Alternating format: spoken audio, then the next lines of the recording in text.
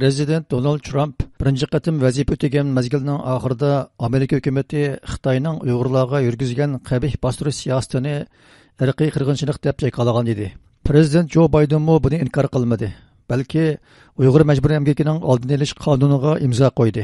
Yuqorqi qaror qonun va ijroatlarning xalqaroda siyosiy, iqtisodiy va diplomatiya jihatda ta'sirining xilli kuchli bo'lganligi ma'lum. Navbatda ikkinchi qatimliq vazifasini boshlash oldida turgan Prezident Donald Trump Xitoy mallariga 60% tamojin bejini qo'ydiganligini bildirib kelmoqda. Shuning bilan birga Donald Trumpning Xitoyga besim qilishda Uyg'urlar masalasini bir chekka qayrib qo'yamaydiganligi, balki uni yangidan kun tartibga olib kelishining muhim ekanligi haqida mulohazalar o'tirg'i chiqmoqda.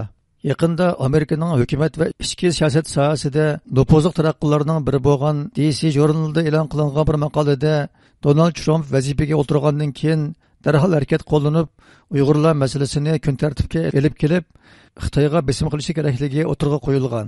Amerika Demokratiyani ilgari surish fondining oliy tadqiqotchisi Joseph Hammond yozgan bu maqolada Yevropa davlatlarida setilayotgan Italiya sho'xli qiyomining aslida Xinjiang sho'xlisidan kelganlik satchiligi dunyoga oshkorlangandan keyin Uyg'ur elidagi majburiy emgak masalasining hargiz salqirashga bo'lmaydigan masala ekanligi, u joydagi qabih siyosatning davomlashayotganligi, Amerika prezidenti Donald Trumpning bu masalada Xitoyga qayta besim qilishi kerakligi bayon qilingan. Maqolada mundaq deyilgan: 2020-yil Joe Biden Amerika prezidentlik saylovida g'alaba qozonganda 3 milliondan ko'p Uyg'ur yanıla yig'ib olish lagerlariga suloqliq edi. Milyonlagan Uyg'ur qulluq muomalasiga uchrayotdi.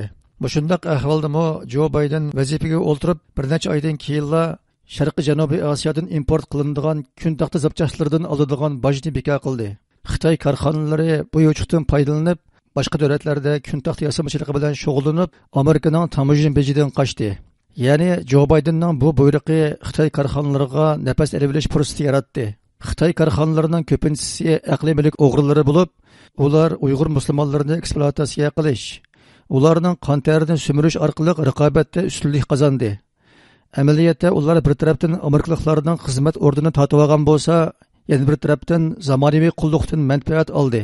Amerikadagi siyosiy analizchi Gordon Chang apandi Xitoydagi bu zamonaviy qulluqni ayollashtirish uchun Amerikada kuchli bir rahbarning bo'lishi zarurligini bildirib, mundaq deydi. Everyone focuses on President Trump imposing high across the board tariffs on China. Hozir hamma odam Prezident Donald Trump Xitoyga qo'ydigan yuqori tamojni bejiga diqqat qilmoqda. Halbuki Xitoyga texnik qattiq zarba beradigan yana bir savdo tadbiri bor. U bo'lsa-mu 1930-yildagi savdo qonunini ijro qilish.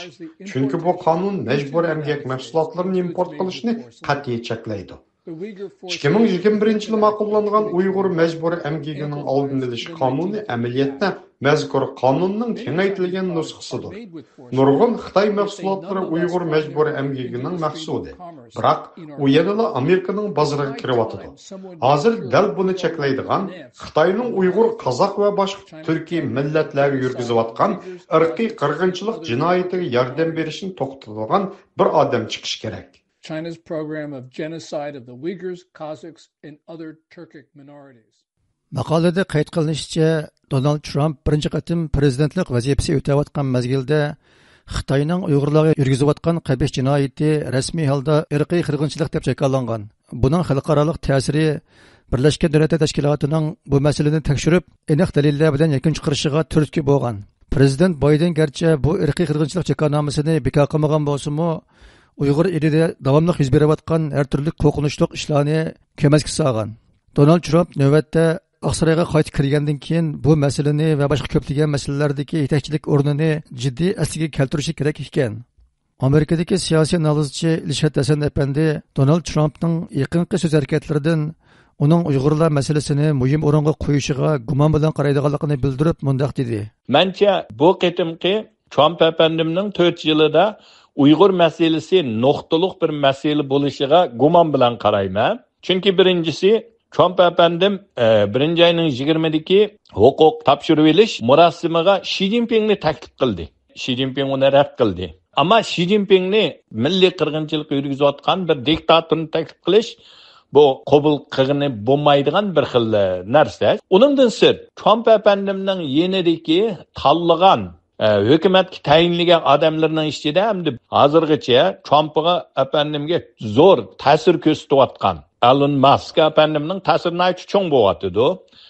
Elon Muskning Shanxayda cho'ng zavodlari va bu odamningki Xitoyga bo'lgan ko'z qarashi mujmal.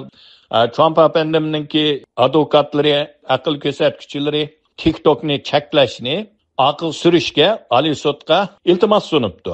Bu demaklik Xitoyga yo'chiq ko'rsatyapti. Bunda bir sharoitda shaxsan mening ko'z qarashimda Uyg'ur masalasi kelarki 4 yilda oldiga o'tadi, muhim nuqta bo'ldi deganga men gumon bilan qarayman. Gumon bilan emas, Uyg'ur masalasi chatga qorilib qolarmi degan bu andishda. Gordon Chang apandi Donald Trumpning Xitoydagi irqiy qirg'inchilik va majburiy emgakni to'xtatish uchun tirishchanlik ko'rsatishini umid qiladiganligini bildirib, mundaq dedi. Biden facilitated the entry into our country of products made with horrific labor practices. Joe Biden hükümeti mecburi emgak mahsulotlarının Amerika bozoriga kirishiga yo'l qo'ydi. Agar hukumat olmasa, bundaq mahsulotlarni cheklash qonunini ijro qilishda o'zgarish bo'lishi mumkin. Hech kim bu qonunning qattiq ijro qilinishiga bir narsa deyolmaydi. Shunga yangi prezidentning mecburi emgak bilan ishlangan Xitoy mahsulotlarini cheklashining ahamiyati bor. Men prezident Donald Trumpning kelgusida nima ishlarni qiladiganligini bilmayman. Ammo shuni bilamanki, biz Xitoyning irqiy qirg'inchilik jinoyatiga yordam berishni to'xtatish uchun davomli tirishishimiz kerak. We will never stop our efforts to end our financing of China's genocide. Maqola avtorining qarashicha, prezident Donald Trump majburiy emgakni to'xtatish uchun Xitoyga besim qilishda tamojini bejidan boshqa yana ko'plagan chora-tadbirlarni qo'llansa bo'ladi ekan. Masalan, u Uyg'ur majburiy emgakining oldini olish qonunining cheklash doirasini kengaytirib, 3-davlatda pishqilab ishlangan Xitoy mollarini kirgizishni ma'ni qilsa bo'ladi ekan. U Amerika chegara va tamojni qo'llash idorasiga texnik ko'p kuch va mablag' ajratsa, majburiy emgak ketishlik har qanday molning manbasini tekshirishga yetakchilik qiladigan.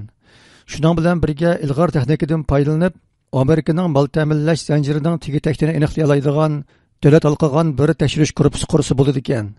İlişat Hasan Efendi bu vaqtki ko'z qarashini bildirib, mundaq dedi. Yana Xitoyni cheklaydigan usullar bormi degan vaqt albatta bor. Ular bo'lsa masalan, birinchi bo'lib TikTokninki Amerika bu g'arb dunyosida davomlashini cheklash, to'xtatish. Ikkinchidan Xitoyga eksport qiladigan yuqori fan texnika Amerikaninki yuqori fan texnika mayli yermi o'tkazchi yoki sun'iy aql mushu jihatdagi texnikalar bularga cheklimini texmi kuchaytirib qat'iy ma'ni qilish. Undan keyin Xitoyning mahsulotlari, masalan, kamera deydi, bo'libmi Uyg'ur milliy qirg'inchiligiga yantayoq bo'lgan shirkatlarning bularni cheklash, bo'libmi Shanxayda ishlangan Tesla'ning mashinalari deydi, zapchaslari deydi. Bularning hammani cheklashga Amerikaninki kuchi bor. Albatta, uningdan yuqorimi, masalan, Xi Jinpingni cheklay oladi va uningki markaziy hukumatga amaldorlarni cheklay oladi. Bularning hammasi Amerika ishiltma desa ishiltalaydigan qurollar. Endi buni qanchalik ishiltalamdi degan vaqtida, mencha Trump apandim iqtisodiy jihatda bo'libmi tamojna bojga amroq, tamojna boj orqali Xitoyni jazolash mumkin.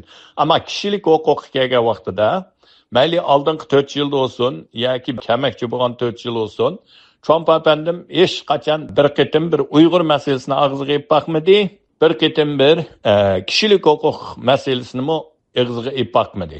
Maqola avtorining qarashicha, Donald Trumpning 2024-yillik prezidentlik saylovida g'alaba qilishidagi muhim sabablaridan biri uning Amerika fuqarolarining qo'llashi va himoyasiga erishganligi bo'lib, Amerikaliklarning erkinlik, demokratiya, yangi va kishilik qimmat qarashi, uning kishilik huquqni qo'g'dash, jumladan Uyg'urlar masalasida Xitoyga besim qilish jihatda texmo dodil siyosatlarni yurgizishiga ishonch va madad beraydi ekan.